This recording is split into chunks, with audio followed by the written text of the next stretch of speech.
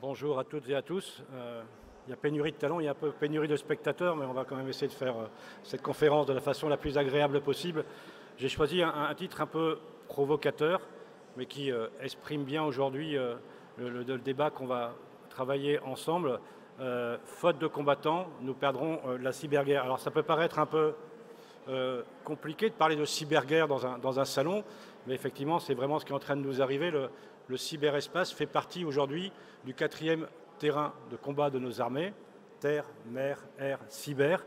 Aujourd'hui, avec un terrain de combat qui est un peu particulier parce qu'effectivement, il est extrêmement immatériel, instantané pour beaucoup de nos compatriotes. Le numérique, c'est extrêmement abstrait, ça fonctionne tout le temps. Et pour beaucoup de gens, les données sont dans le cloud et avec beaucoup de mal à comprendre aujourd'hui comment on peut arriver à ce que les infrastructures ne fonctionnent plus. On a aussi dans ce monde du cyberespace une typologie d'acteurs qui est extrêmement différente. D'un côté, on voit des cyberattaques extrêmement puissantes qui sont arrivées. Vous avez vu dans le conflit qui oppose l'Ukraine à la Russie, les Russes ont fait tomber le réseau de satellites ukrainien, ce qui a fait que les drones ukrainiens ne fonctionnaient plus parce qu'il n'y avait plus de réseau satellitaire. On a vu il y a peu de temps dans le conflit entre le Hamas et Israël qu'il y avait des attaques DDoS sur l'application qui permettait de prévenir la population qu'il y avait des lancements de roquettes et qu'il fallait se mettre à l'abri. Ils ont saturé complètement l'application, ce qui fait que la flexion ne fonctionnait plus. Et puis d'un autre côté, on a de jeunes hackers qui, pour pouvoir récupérer quelques milliers d'euros, vont attaquer nos entreprises. Vous avez vu, il y a une grande entreprise française dont un des salariés a été condamné ce matin à 4 ans de prison, de 11 ans de prison ferme. La journée, il travaillait chez un grand éditeur de logiciels intégrateur français. Et le soir, il développait des codes shell pour obscurcir aujourd'hui les codes et faire à ce que les antivirus ne voient pas les menaces. Le troisième point, c'est notre champ de bataille qui est en train de grandir énormément avec l'arrivée du cloud et puis l'arrivée de ce qu'on appelle l'environnement industriel, l'environnement des OT. On voit quand même qu'il se passe des choses assez étranges. En France, on a eu extrêmement de nombreuses attaques sur les hôpitaux. Et en fait, c'est parce qu'une infirmière a cliqué sur un lien malveillant dans un mail et à la fin, c'est les IRM, la radio, tout le système hospitalier qui ne fonctionne pas parce qu'il n'y a plus de barrière entre l'environnement de gestion et l'environnement industriel qui est en train de créer des problèmes assez importants. Et puis le troisième phénomène qui est en train de nous arriver aussi, c'est l'arrivée de l'intelligence artificielle. J'en discutais la semaine dernière avec les gens du gouvernement qui disaient que ça va être un apport assez important, l'IA, dans les technologies de cybersécurité. Par contre, ça va être désastreux par l'utilisation qui va pouvoir être faite par les pirates. Quelques exemples, avec l'intelligence augmentée, on est capable de pouvoir sortir des lignes de code de façon extrêmement simple. On est capable d'avoir des mails qui sont extrêmement bien rédigés. On voyait beaucoup de phishing qu'on pouvait détecter parce que justement, il y avait des fautes d'orthographe, ils étaient mal rédigés, etc., etc. Avec ChatGPT, vous êtes capable d'avoir un mail extrêmement bien fait qui soit donc difficile à détecter par les différentes solutions. Grand point important aussi, c'est justement la différence qu'il y a entre l'attaquant et le défenseur. L'attaquant, c'est à tout moment où il va attaquer, par où il va passer, comment il va mener son attaque, alors que nous, défenseurs, nous sommes obligés de prévoir tous les scénarios, de savoir à quel moment, tous les scénarios d'attaque possibles dans une entreprise, de regarder toutes les portes dérobées, etc., etc. Donc il y a vraiment un enjeu extrêmement important et un rapport de force qu'il faut absolument inverser entre l'attaquant et les défenseurs. Et dans l'avion, j'ai découvert un jeu qui parle pour lui-même. En fait, c'est un jeu assez simple qui explique la tactique de l'attaque et de la défense. En fait, vous gagnez quand vous êtes plus nombreux. Et ce jeu, vous avez vu, vous avez les attaquants qui vous courent derrière et vous défendez, vous faites plus 2, x3, x5, x6. À la fin, quand on arrive devant le château, si vous êtes plus nombreux que les attaquants, vous avez gagné. Si vous êtes moins nombreux, vous avez perdu. Et aujourd'hui, en tous les cas en France, je ne sais pas pour vous au Canada, mais on a une pénurie de talents qui est extrêmement importante. Et si on reste dans cette position-là, il y a de fortes chances qu'on perd cette cyberguerre. Quelques chiffres, comme vous pouvez le constater aujourd'hui. On parle de 15 000, alors ça fait des années qu'on emploie ce chiffre de 15 000 emplois aujourd'hui qui ne trouvent pas preneur en France. On doit former à peu près 1000 étudiants tous les ans. Donc vous voyez bien qu'aujourd'hui, si on ne bouge pas, effectivement, d'un côté, On a les demandes d'embauche en termes de cybersécurité qui ont été multipliées par 2 ou par 3. Et de l'autre côté, on ne forme toujours pas assez d'étudiants. C'est dans le monde plusieurs millions d'emplois qui ne sont pas pourvus. Et en fait, on le voit dans l'assistance aujourd'hui, c'est un métier qui est extrêmement masculin. Moins de 11% de femmes aujourd'hui dans la cybersécurité. Alors, ce n'est pas parce qu'on n'a pas de bonnes écoles, ce n'est pas parce qu'on n'a pas de bonne formation. En fait, notre problématique aujourd'hui dans la cybersécurité, c'est qu'on n'est pas attractif et que pour beaucoup de jeunes, pour beaucoup de jeunes aujourd'hui, c'est extrêmement compliqué de se projeter dans le monde de la cybersécurité. C'est extrêmement compliqué de savoir exactement quelles sont toutes les opportunités aujourd'hui en termes d'emploi dans la cybersécurité parce qu'on a cette image aujourd'hui qui nous colle à la peau. Dès qu'on parle de cybersécurité, quelles sont les images qui sont envoyées? C'est le hacker éthique, le geek à capuche. Faites l'exemple, par exemple, de taper cybersécurité et images sur Google. Qu'est-ce que vous voyez? Des cadenas, des cadenas, des cadenas, et encore des cadenas. De temps en temps, on voit une salle de cybersoc, etc., etc. Les couleurs qui sont employées sont toujours les mêmes, sombres, noires, bleues, etc., etc. J'en discutais avec des pros de la communication, on dit comment voulez-vous attirer les jeunes avec des images comme celle-là, avec des couleurs comme celle-là? Quand on parle de femmes dans la cybersécurité, pour une fois qu'il y a une héroïne qui représentait notre métier, dans le film Millennium, le film, je ne sais pas si vous avez vu la tête qu'on lui a donnée, je pense que les gens qui travaillent dans la cybersécurité s'aperçoivent quand même que les filles qui travaillent dans la cybersécurité ne sont pas forcément avec les cheveux dans les yeux et un piercing dans le nez, en tout cas pas toutes. Donc il faut vraiment que nous travaillions ensemble pour changer aujourd'hui l'image de la cybersécurité, donner envie aux jeunes de venir rejoindre le domaine de la cybersécurité. On a fait une enquête sur le rectorat d'Île-de-France, donc de Paris, sur tous les jeunes qui se sont inscrits cette année pour une formation au numérique. Et seulement 3% des jeunes qui se sont inscrits dans une formation au numérique imaginent une carrière dans la cybersécurité. C'était 3 filles. Donc on doit vraiment travailler sur ce sujet-là. Sinon, effectivement, on aura cette problématique où on aura des attaquants qui sont de plus en plus puissants, de plus en plus nombreux, et en face, une armée de défense qui sera pitoyable. Alors, qu'est-ce qu'on peut faire pour ça? Déjà, faire savoir que la cybersécurité, c'est un métier qui est extrêmement intéressant. Quand vous prenez de jeunes enfants en maternelle et que vous leur posez quel métier ils veulent faire plus tard, ils vont tous vous répondre « je veux faire policier, infirmière, docteur, sage-femme, pompier », parce que pour eux, c'est des métiers qui représentent, ces métiers qui ont beaucoup de sens. Or, notre métier de défenseur de la cybersécurité, de défenseur du monde numérique, c'est un peu comme celui des casques bleus. C'est-à-dire qu'on est les défenseurs du réseau. Comme les casques bleus, on peut défendre, on ne peut pas attaquer.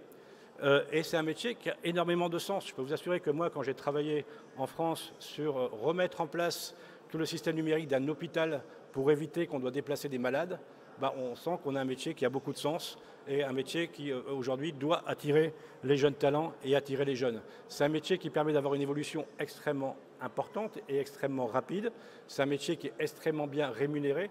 Un ingénieur en cybersécurité gagne 20% de plus qu'un autre ingénieur qui sort de plongée-chaussée, de mine, etc., etc. Donc il faut le faire savoir.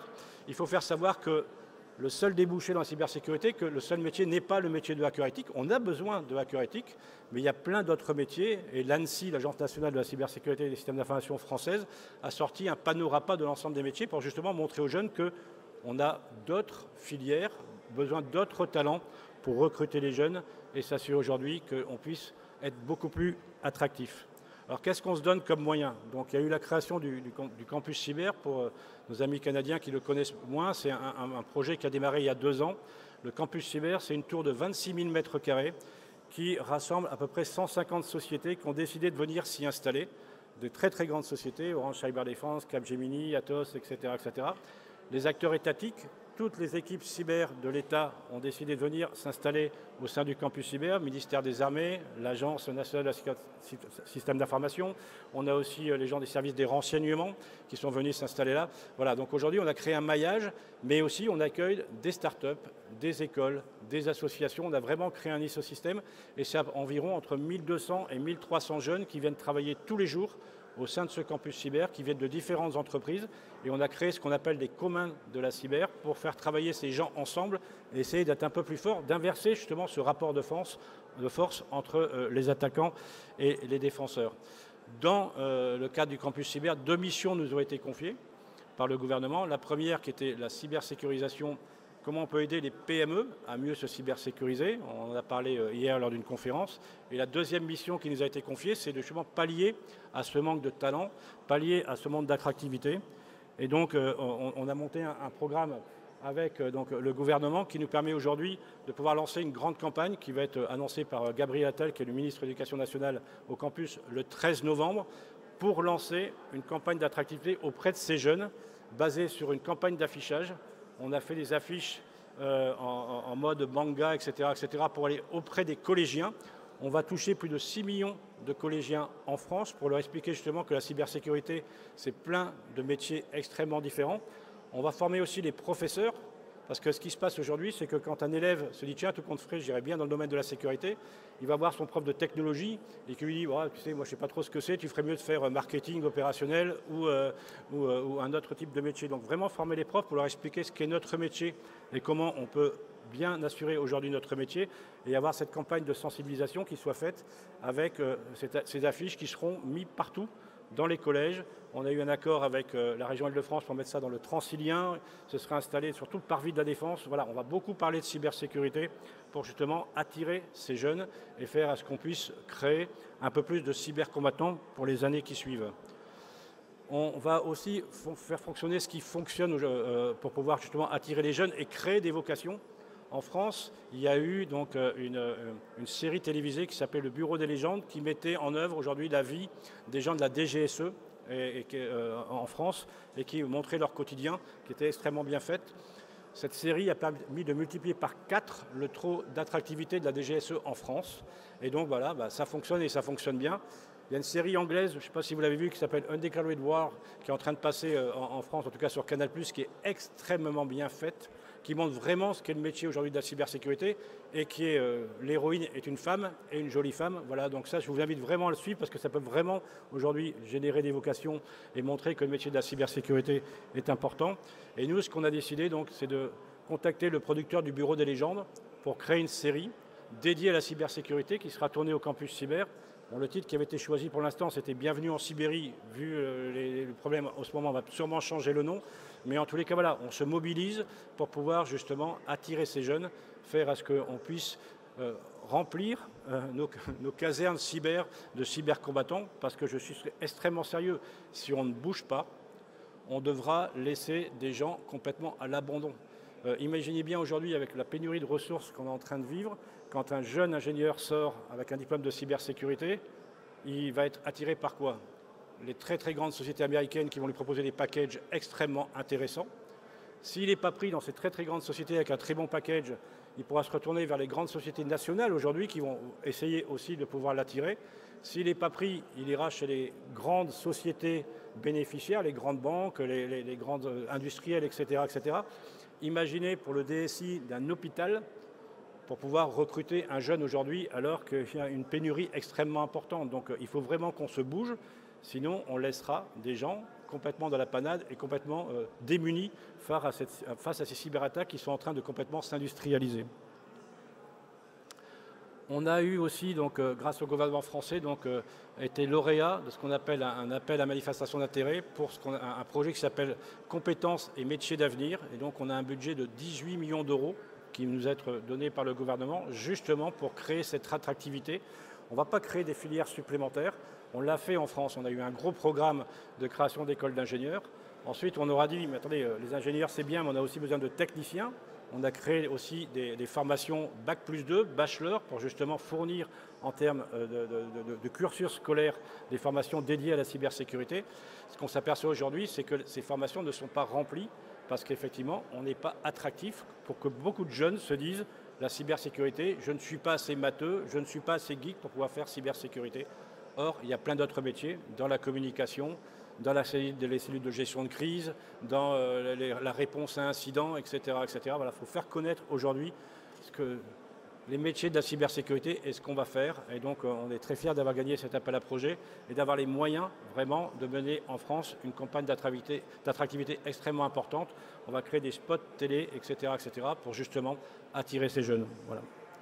Je m'arrêterai là en montrant quand même que le problème est un problème important, qui est un problème collectif.